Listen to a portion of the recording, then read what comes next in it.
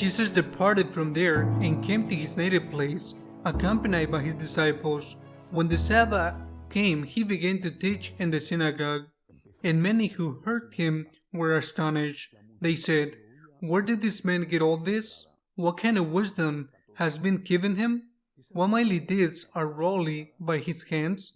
Is he not the carpenter, the son of Mary, and the brother of James and Joseph and Judas and Simon? And are not his sisters here with us?" And they took offense at him. Jesus said to them, "A prophet is not without honor except in his native place, and among his own, and in his own house." So he was not able to perform any mighty deed there, apart from curing a few sick people by laying his hands on them. He was amazed at their lack of faith. The Gospel of the Lord. Two important things in this Gospel. The first, the issue of envy. Jesus is rejected in his own town by those with whom he had lived, even surely by some of his own family members, cousins, close relatives. Why? Envy is a terrible vice that makes our life bitter and that leads us to do much harm and even to do ourselves much harm.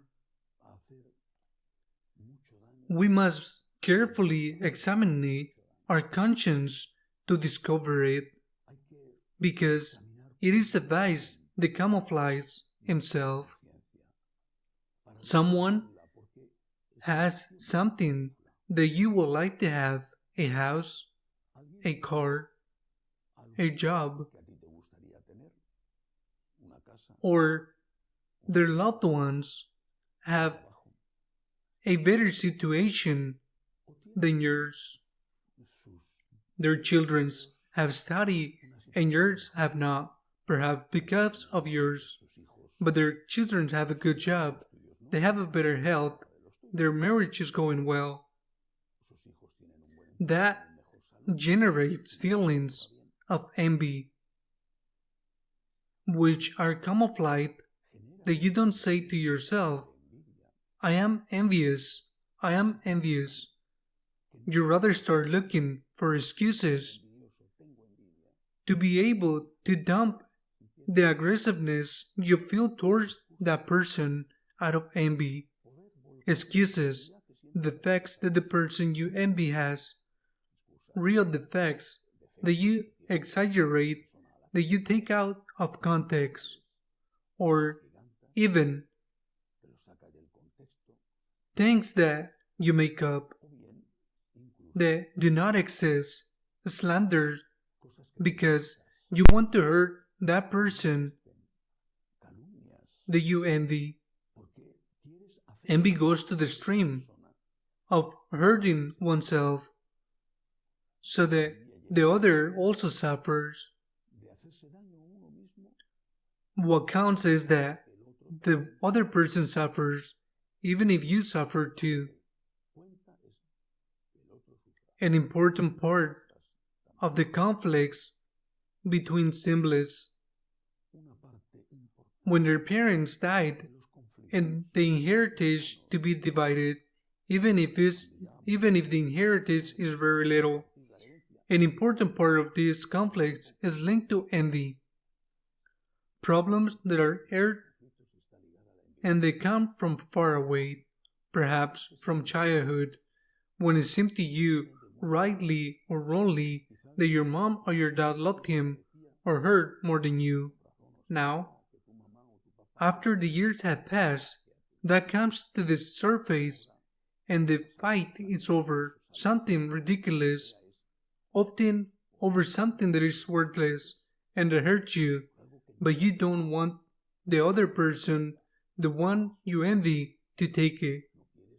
I repeat, it is a vice, a terrible sin, and we must examine our conscience very well to discover it. to remove it from our emotions, our motivations, and for us not to deceive ourselves, acting out of envy and saying that we are acting for justice or for any other noble cause. Then there is another theme in this gospel that is more fundamental, more important. They reject Jesus in his house, in his town, out of envy.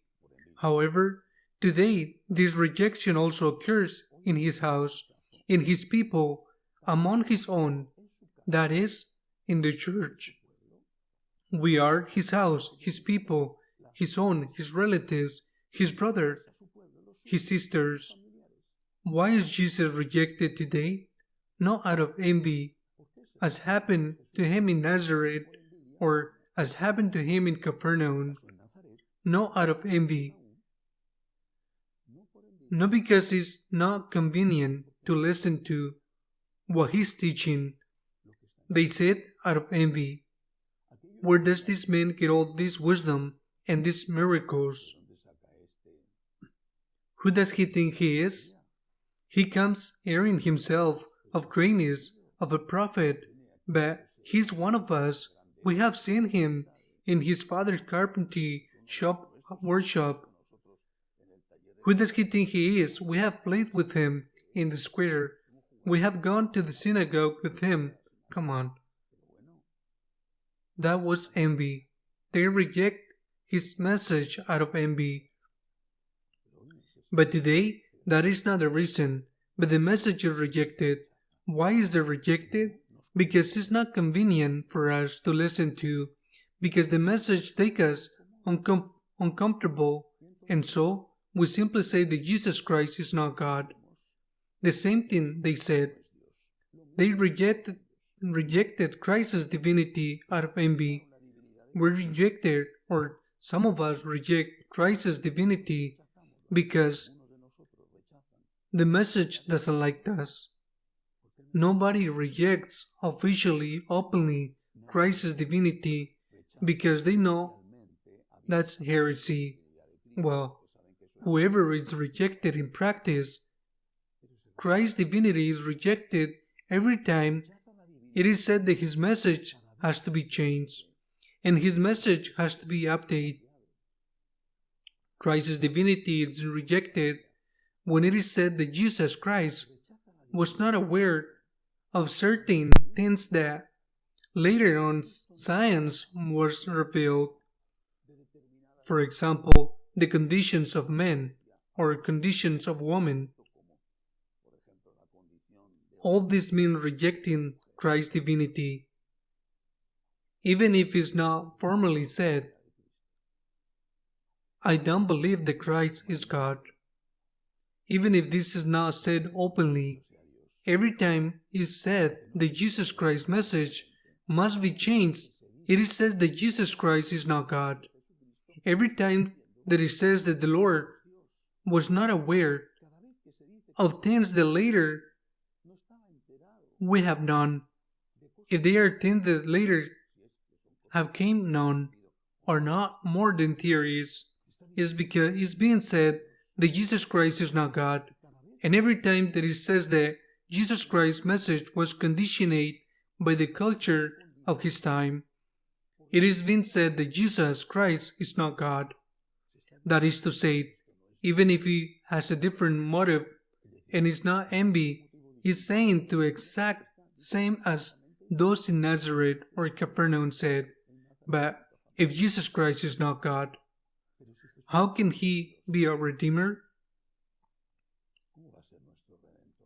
Everything in Jesus Christ is different because he is God. He was born in a cave in Bethlehem. Well, it was a really poor place. I could even say disgusting because it was a place where the cattle were kept, a cave. It must have smelled like one. Well, but there are a lot of people, unfortunately, who are born in terrible, inhuman conditions. Many of the street children in so many cities of the world are born in the middle of the garbage. At least Jesus, he had a mother who has by his side a wonderful mother and an adopted father, the one who loved him and defended him. And that is much more than what many people have ever. He had to flee to Egypt so he couldn't be killed. Today, there were millions of people who have to leave their countries, sometimes even as children, as babies, in their parents' arms, fleeing political and religious repressions. He worked for 30 years in a carpentry shop. How lucky he was to have been able to work for 30 years, as many could like today, to have a steady job and to have a job on his own. He was crucified after a deathful torture. Many people are tortured today. It is horrible, but that is how it is. We're tortured, surely worse. Even then, the cross of Christ, he was crucified. He was not alone on the cross. There were two around him, and many others, before and after, suffered at the Roman torture. That is to say, what makes Jesus different is not that he was born in a cave in Bethlehem, and that he had to flee to Egypt, and that he had suffered scorn and tortured on Good Friday and death on the cross. What makes the Lord different is that he is God. It is God who is born in the sheep cave. It is God who has to flee. It is God who teaches you. It is God who dies on the cross for you. And it is God who rises again, demonstrating by his resurrection that he is God. This is what makes Jesus different. I am moved, not only because I see a man crucified. I am moved because I see a God-man crucified. I am moved not just because I see a baby laying in a manger of sheep, but because that baby is the Son of God made flesh. If I reject Christ's divinity, nothing makes sense. Everything in our religion falls under its own weight, and Jesus' teachings are human teachings. And as a human teachings, they can be valuable.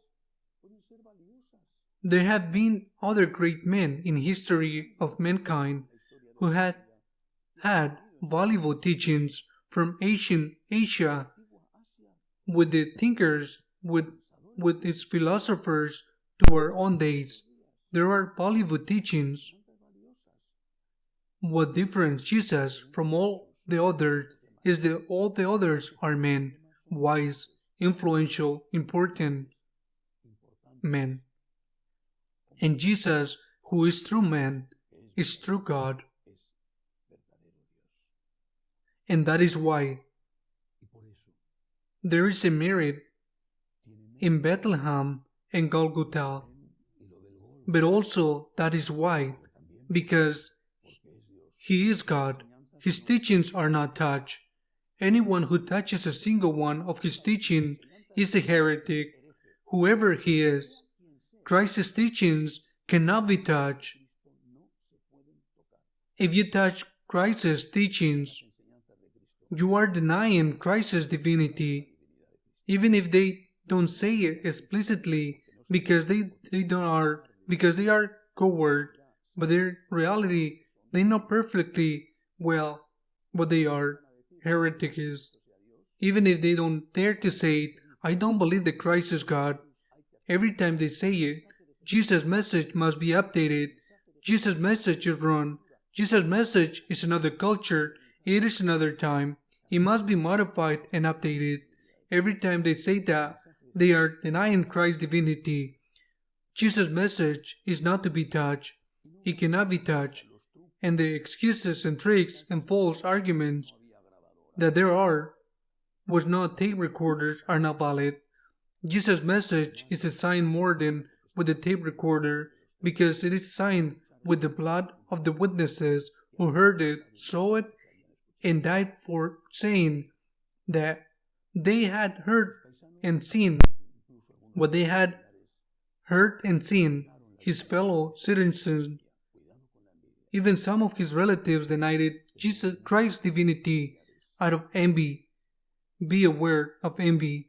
However, today, many of his relatives, that is, his supporters, followers within the church, his brothers within the church, deny Christ's divinity, not out of envy, but because it is a different message to follow. It is much more honest to say, Lord, I cannot. Help me. Lift me up if I fall. Your message is hard. Your message is demanding. Help me, Lord. Lift me up if I fall. It is much more honest to say this than to say this message needs to be interpreted differently. It needs to be updated. It is a message that is not up to a date, and the church has to involve, and it has to involve the adapt of the world. The church must always make an evolution indeed, that of conversion, but not to adapt himself to the world, but to adapt himself more and more each day to Christ, to the true God made through man. Amen.